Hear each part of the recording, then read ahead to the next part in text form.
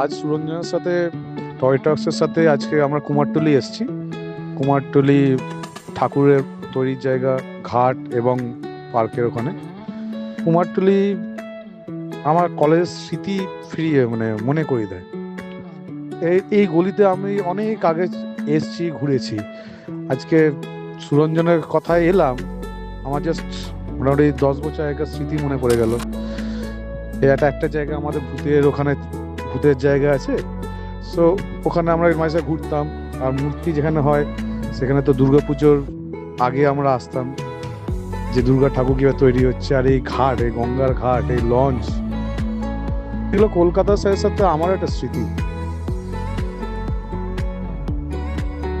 আজকের শুট আর এই সংক্রান্তে আমার 10 বছর আগেকার স্মৃতি ফিরিয়ে দেওয়ার জন্য আর সব দেখে দেখে মনে পড়ছে, ওর জন্য ধন্যবাদ।